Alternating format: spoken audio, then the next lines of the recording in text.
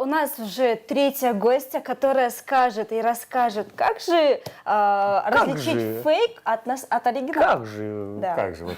Так, у нас в гостях Саида Нуралиева, координатор проекта «Üç Çekit». Необычное название проекта. Здравствуйте, доброе утро.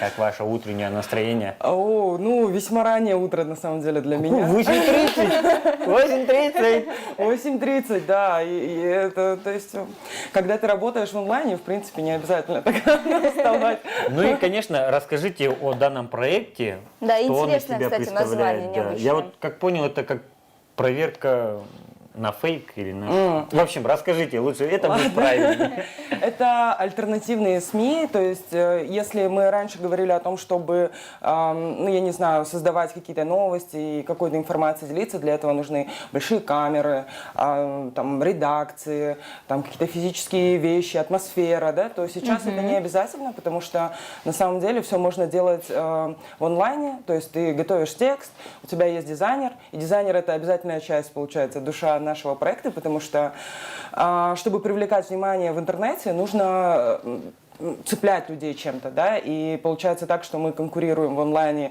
не только с новостными каналами, но также с мама-блогерами, с инфлюенсерами и с кучей всяких других вещей, поэтому наша задача привлекать внимание. Чему мы учим, да? Мы учим проверять информацию в интернете, факт-чеку, критическому мышлению, рассказываем о разных вещах, как, например, эффект доктора Фокса, да, это эффект, когда люди верят авторитетному мнению, если мы говорим о том, что человек доктор, да, а какой доктор, в какой сфере наук, как он всю эту докторскую защитил, никого не интересует, да, просто он так представился, да, и мы говорим о том, что нет, проверяйте, потому что не все золото, что блестит.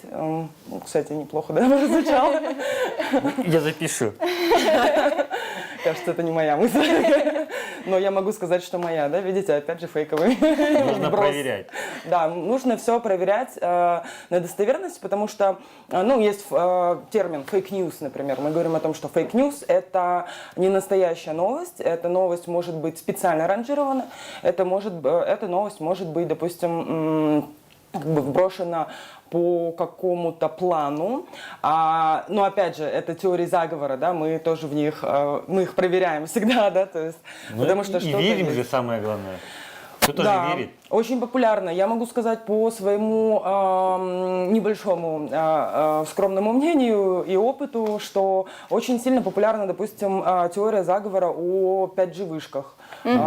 Все прям очень сильно... Так, не то, что заговор, так забрасывали, прям ломали же в каких-то странах. Я не помню где, но тоже сидел, читал, прям сжигали чуть ли, что вот это из-за вышек. и так Да, далее. но у нас в Кыргызстане, например, нет 5G-вышек, поэтому, в принципе, странно, откуда идет, например, угроза, да, и такие вещи, то есть, тоже надо проверять. Мы говорим о том, что откуда, да, из соседних стран тогда они у нас Ну, слушайте, вещают и так а далее. кто это все распространяет? Кому это надо, как вы думаете? О, это большой вопрос, и, наверное, вопрос социологического какого-то развернутого исследования, но вообще по-разному. Кто-то по незнанию. Часто бывает, что родственники, например, они рассылают какие-то новости и, ну, переживая за тебя в какую-то семейную группу, или соседи, или там, я не знаю, родители из садика присылают новости, говорят о том, что вот смотрите, коронавирус передается через банан, да, и все. И все начинают не покупать бананы, переживать по этому поводу и так далее, хотя бананы, в принципе, полезны, и они не могут передавать вирусы. Да. Бананы вкусные. Не трожьте бананы, пожалуйста.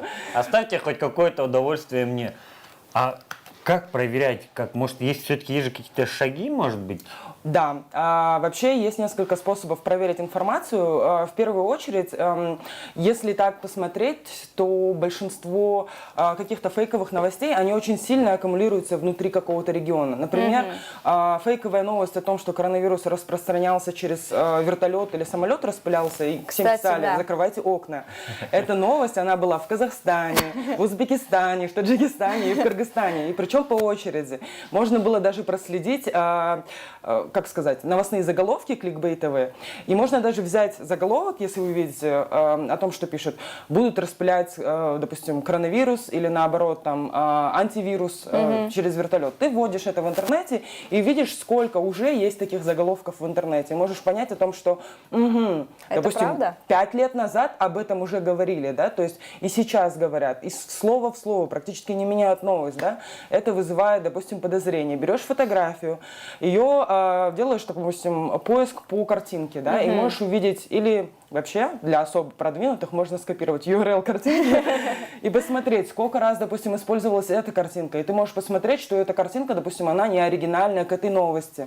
Можно также просто, подавать все критическому мышлению, на самом деле, спрашивать, а точно ли это все правда? Или, например, я не знаю, в силу каких-то вопросов образования, да, то есть люди, которые имеют техническое образование, могут самостоятельно проверить, допустим, какие-то технические фейки.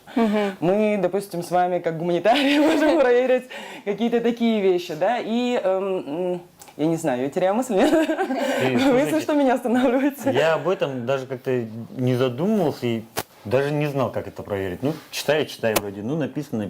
Ну, просто верится, потом, как вот про вертолеты, про распылять, знаете, я окно каждый вечер закрывала, потому что верится, потому как везде говорят, все говорят, и ты думаешь, ну, это правда, ну, может быть такое.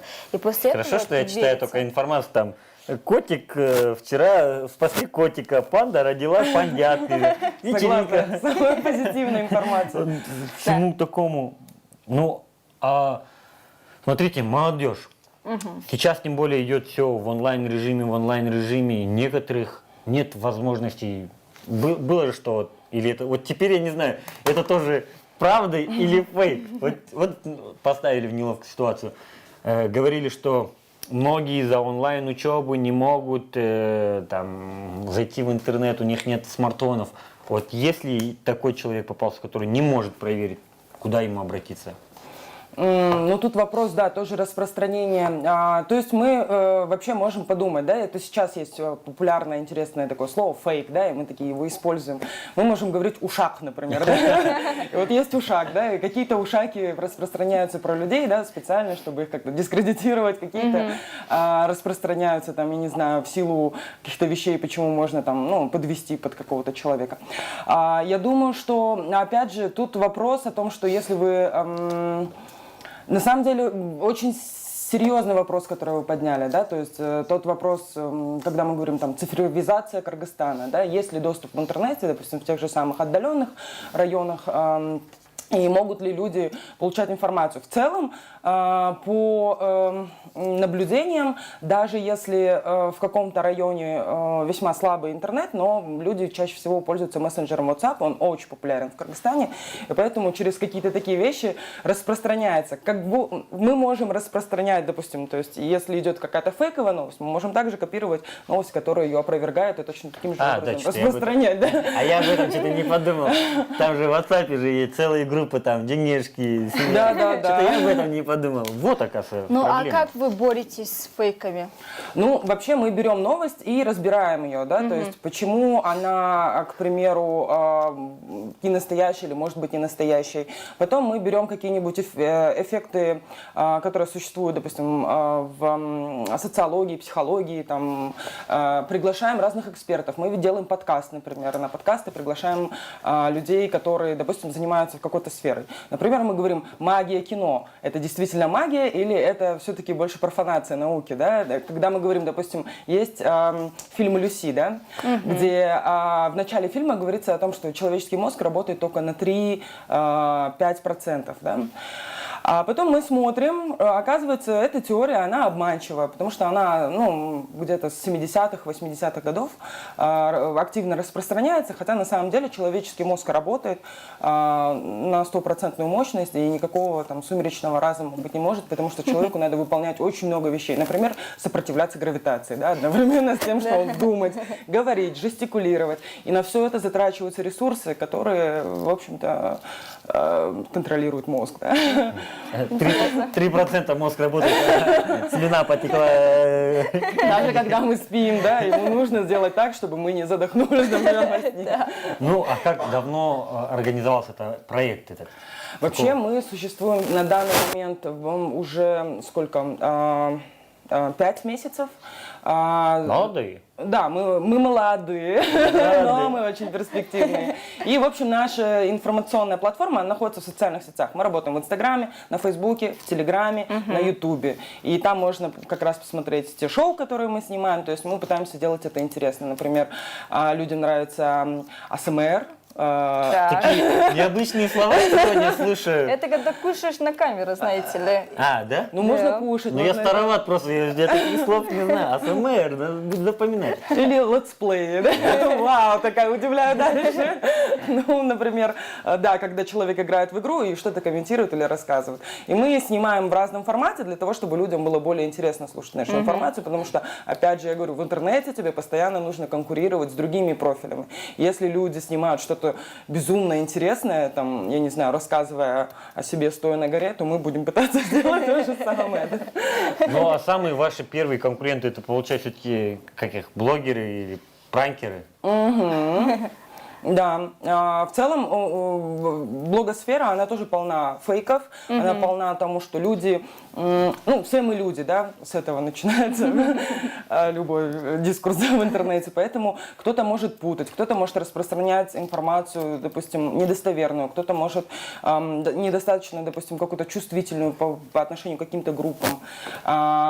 И я думаю, что блогерам тоже было бы полезно, ну, свою информацию, которую они распространяют, проверять. Мы общались, допустим, с блогерами, и чаще всего они сталкиваются с таким родом фейков, к ним часто обращаются по поводу, к примеру, благотворительности, скидывают какую-то информацию и говорят, вот нам нужна помощь, но некоторые аферисты, они меняют номер банковского счета или номер там, интернет-банкинга на свой и хотят, чтобы, допустим, люди, которые помогали, меняли. И их задача, допустим, проверять на достоверность тех людей, которым они желают помочь. Да. Они обычно спрашивают, у каждого свои инструменты. Кто-то спрашивает, а кем вы им приходитесь, да, там. Кто-то едет смотреть сам же, да, там, то есть могут съездить по, ну там, то есть говорят, мы соберем и приедем, вам деньги передадим, например, какие-то такие вещи.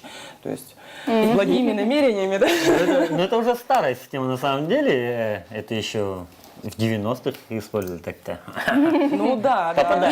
Попадается на старый. Ну а звезды, к примеру, значит, телезвезда ее, наверное, оклеветали, сказали, что она 10 раз выходит замуж. Может ли она к вам обратиться и сказать, там, можете вы меня оправдать или что-то сделать? За помощью, да. К примеру. У нас не было такого опыта, но я думаю, что почему нет, да? У вас есть какая-то конкретная телезвезда знакомая? К примеру, да, было бы интересно, потому как, может быть, если она сама даст опровержение, это не сработает, а вы там при помощи СМИ там разошлете кому что надо, и так будет, наверное, интереснее. Ну и, конечно, наверное, тогда ваши советы нашим телезрителям.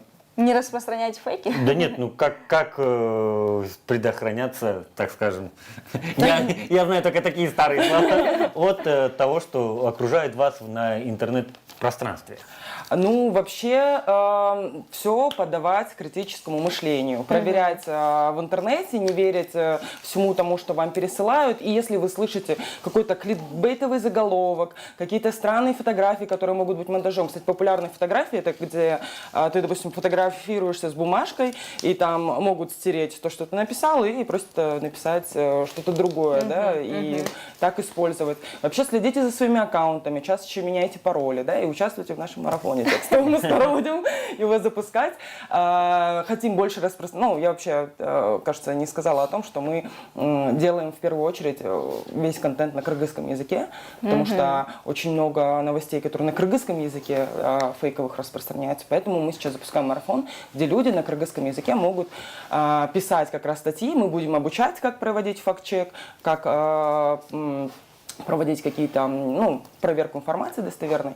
И эту достоверную информацию хотим в массы распространять для всех. Ну что ж, у нас в гостях была Саида Нуралиева, координатор проекта Ущекит. Я вот столько информации мне пришло. Дорогие телезрители, проверяйте свою информацию. Ну а у нас впереди музыкальная пауза. Я пока буду проваривать эти факт-чеки, ламбреки. В общем, не переключайтесь, мы все еще здесь, мы все еще с вами.